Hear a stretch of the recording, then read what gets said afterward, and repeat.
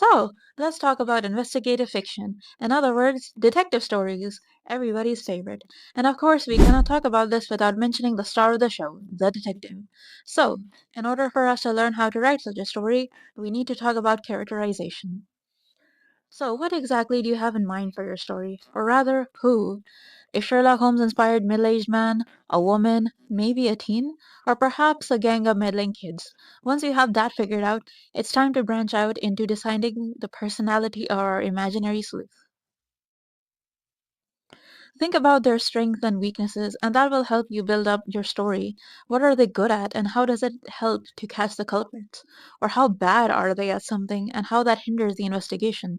Let's think about it this way. Maybe your detective is young and talented and good at deduction.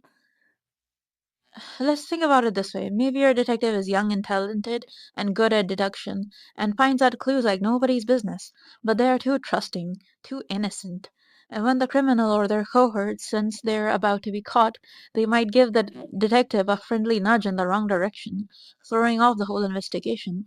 The story could be about how the detective learns how to be more clever and less gullible in order to get the culprits, or depending on your story, they might even get a mentor character to guide them. It's up to you.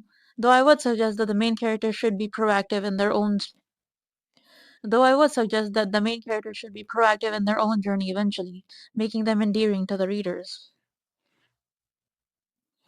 Or perhaps your detective is someone who is a little cheeky, someone who pretty much lied on their resume, so now they just have to keep up the lie or be caught.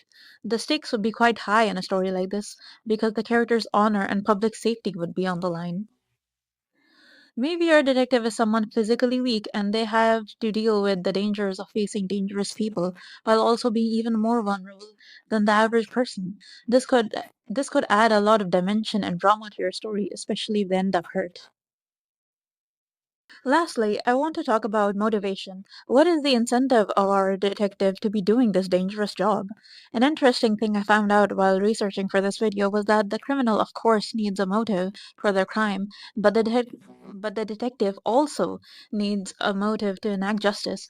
Why does the sleuth care? Is it because of work ethic and simply because it's a job that pays them? Or do they have a strong sense of justice, like a Paragon character? Perhaps the one you're most familiar with is when they have a personal connection. For example, a character might say, "My loved one was murdered when I was very young, so I want to help make the world a better place by catching criminals."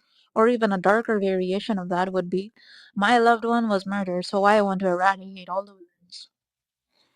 For the second one, I might also lean into even more internal conflict. What if our detective comes across someone who is technically a criminal, but they can't help the situation they find themselves in, like like a thief stealing from a hospital, but only because he has a sick child at home and can't afford medicine, or someone who killed another, but only because their own family was threatened. Things like these will add drama to your story and keep audiences engaged, wondering what course of action the detective is going to take, and whether or not their worldview will be changed after witnessing the plights of other people. It all depends on the theme of your story, and that's for you to decide. Alright, let's say we're done with characterization. Let me help you make a checklist that will help you outline your story. There are 7 steps in total. 1. Event. 2. Aftermath. 3. Investigation. 4. Clues. 5. Chase. 6. Obstacles. And 7. Resolution. And you can move these around however you please.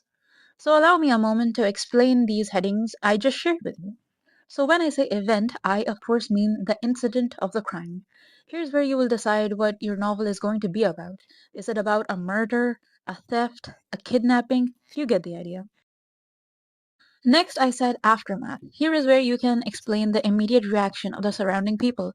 Are friends and family worried, devastated, concerned? Or perhaps the neighbors are just saying good riddance to the victim. And maybe no one really noticed the rotting body cooped up in the apartment scheme until it started stinking up the place. Or maybe someone was nice enough to call our imaginary sleuth with a whole lot of concern. Depends on the story, really, and who you are as an author. After that is the investigation. Write about your detective entering the scene, being filled in about the crime, and how they will start looking for clues. It would help here immensely if you would conduct your own research and look for real life cases that are similar to what you want your novel to be about. That way you can write with a bunch of realism in your work, and it would help to write what clues you want to make and where to put them for the sleuths to find. Then we've got the chase. In other words, how our main character is going to rise to the occasion and find the culprit, chase them down and enact some good old justice. Hopefully. Unless they face some resistance and hurdles which will ultimately overcome and endear them to your audience. Unless you're writing a tragedy, of course. The reason why it's important for your main character to struggle before winning is that it makes the story less predictable, and it will make the audience root for your character after seeing them fight for the win. And then finally, the character wins. Well, you're still the one calling the shots, though. But wait, we still haven't talked about how to write our criminal. Every story has one, and our detective novel would be incomplete without a little evil. So, here we go. Is the criminal a truly malicious person, like is usually the case in murder mysteries? If so, they need you guessed it, a motive. Why did they kill, or steal, or kidnap? If you have trouble deciding what the motive could be, I will once again encourage you to do your research. Watch true crime documentaries and make a list of motives you find of why terrible people did what they did, and you might end up finding one that suits your story perfectly. And like I mentioned before, it can be interesting if the villain brings a moral for the main character. If they are a hapless individual that was backed into a corner with no choice but to break the law, or a cold-blooded monster that has to be stopped at all costs. It depends entirely on your decision. But always remember that the motive for the villain would most likely be of two things, either personal or impersonal. Personal in the sense that did the culprit want to cause chaos and pain to the protagonist or others, or was that they did not particularly enjoy tormenting people, but had to commit a crime due to other reasons, such as robbing a bank at gunpoint because they needed money to, I don't know, everybody needs money.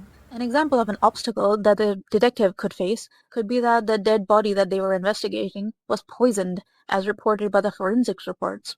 The characters in the story could suspect that the local florist was responsible, but we learned that it was actually someone trying to frame the florist. It's up to the detective to find the real culprit and save an innocent person's reputation from being tarnished. If your story is a fantasy or supernatural type, you can still use real-life articles as inspiration as you write. The reason why I keep bringing up documentaries as opposed to crime novels is that it might help you to avoid plagiarism if we find our own ideas. After all, a lot can happen in real life, and I'm willing to bet you can get really inspired by real-life events when it comes to investigative fiction. Remember the saying, reality is stranger than fiction? Though if you are looking for some good book to read, it's never too late to give Sherlock Holmes a try, or anything written by Agatha Christie. As for real-life people to check out, it would be somebody like Yoshi Shiranori and his many prison escapes. You know, another interesting case I found while researching for this video was apparently there were a bunch of prisoners who seduced guards into letting them go, so that was interesting. Like I said before, reality is stranger than fiction. I can't stress that enough. Oh, just to be clear, it wasn't Yoshi Shiradori who seduced the guards, just saying.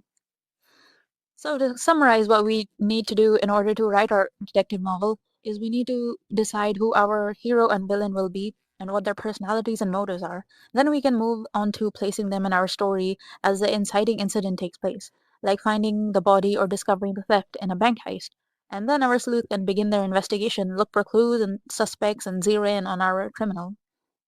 The criminal will thwart them and make the detective job difficult until finally they keel over and our hero comes out victorious, all in a day's work when the criminal is tossed into the slammer. Also, some authors might take artistic liberties that might not be totally realistic, so taking from real life might solve that problem. Though if you are going for a more stylistic approach to storytelling, don't let me stop you. After all, being realistic doesn't always mean better. So I think I have covered the basics that anyone would need to know about how to get started with their story. But I wanted to take some time and discuss some grievances I have with some stories that I'm not exactly fond of, if you don't mind.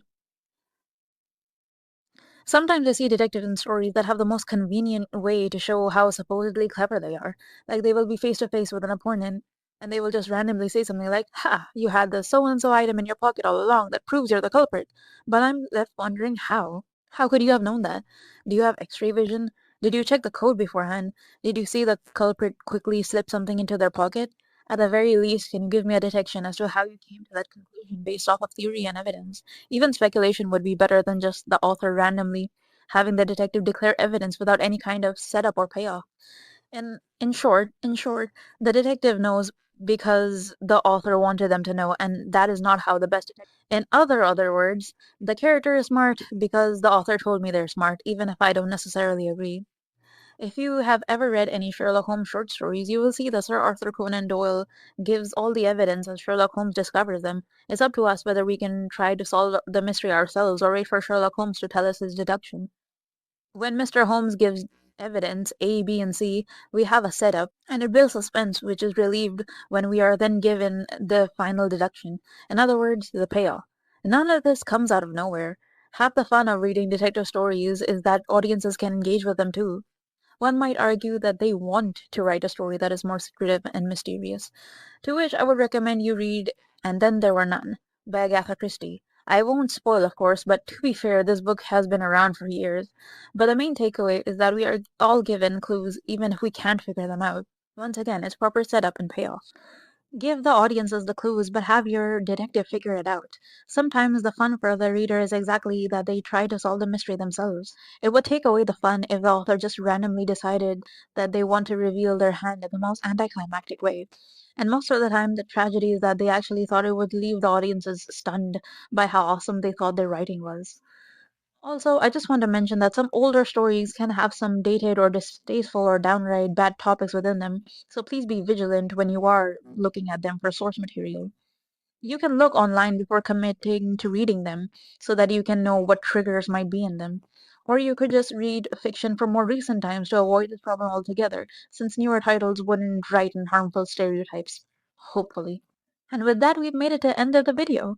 Thank you so much for watching until the end. And if this video has been of any use to you, please consider liking and subscribing. I am a small channel and I am really working hard to make the best videos that I can. Please let me know if there are any topics you would like me to discover, and I would be more than happy to help. Please let me know in the comments below. Until then, this has been Val the Cat. Bye bye!